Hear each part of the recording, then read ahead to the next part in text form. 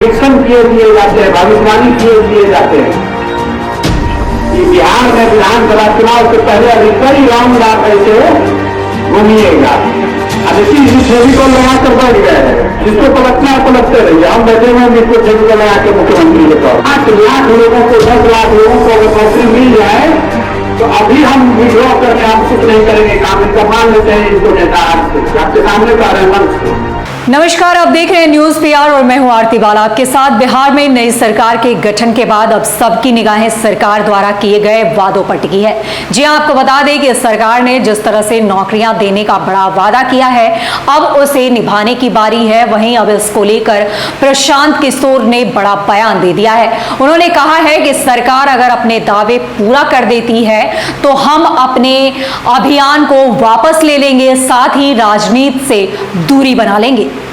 साथ ही और क्या कुछ कहा है वो हम आपको दिखाते हैं। बिहार में जनसुराज अभियान चला रहे प्रशांत किशोर ने मुख्यमंत्री नीतीश कुमार को खुला चैलेंज दे दिया है। उन्होंने कहा है कि वो अपना अभियान वापस लेने को तैयार हैं, साथ ही राजनीति से भी दूर हो जाएंगे, लेकिन शर्त ये है कि बिहार सरकार 1 से 2 साल में अगर 5 से 10 लाख नौकरियां देने की अपनी घोषणा को पूरा करे।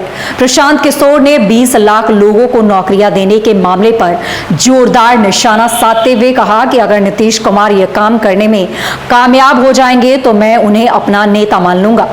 अपने जनसुराज अभियान के तहत समस्तीपुर पहुंचे प्रशांत किशोर ने बुधवार को महागठबंधन सरकार पर जमकर निशाना साधा। उन्होंने कहा कि जो नियोजित शिक्षक स्कूलों में पढ़ा रहे हैं उन्हें तो समय पर सरकार वेतन नहीं दे पा रही और नई नौकरियां कहां से दे पाएगी। प्रशांत किशोर ने दावा करते हुए कहा कि आने वाले समय में राजनीति उठापटक अभी और होगी। प्रशांत किशोर ने कहा कि अभी हमको आए हुए 3 महीने ही हुए हैं और बिहार की राजनीति 180 डिग्री घूम गई। अगला विधानसभा चुनाव आते आते अभी कई बार बिहार की राजनीति घूमेगी। उन्होंने तंज कसते हुए कहा कि नीतीश कुमार फेविकॉल लगाकर अपनी कुर्सी पर बैठ गए हैं और बाकी की पार्टियां कभी इधर तो कभी उधर रहती है। प्रशांत किशोर ने कहा कि जनता ने इस सरकार को वोट नहीं दिया था, ये सरकार जुगाड़ पर चल रही है, इसे जनता का विश्वास प्राप्त नहीं है।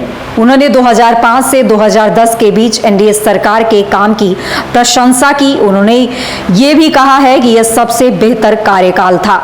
तो देखा आपने किस तरह से प्रशांत किशोर ने सरकार पर तंज कसा है और वो खुली चुनौती देते नजर आए हैं कि अगर ये सरकार अपने वादे पूरा कर लेती है तो वो राजनीति से दूरी बना लेंगे। बहरहाल अब ये देखने वाली बात होगी कि ये सरकार इस चुनौती को आखिर किस तरह से लेती है और अपने किए गए वादों को आखिर कब तक पूरा करती है। फिलहाल ऐसी ही खबरों से अपडेट रहने के लिए यूं ही जुड़े रहें हमारे साथ और तब तक के लिए मुझे इजाजत। नमस्कार।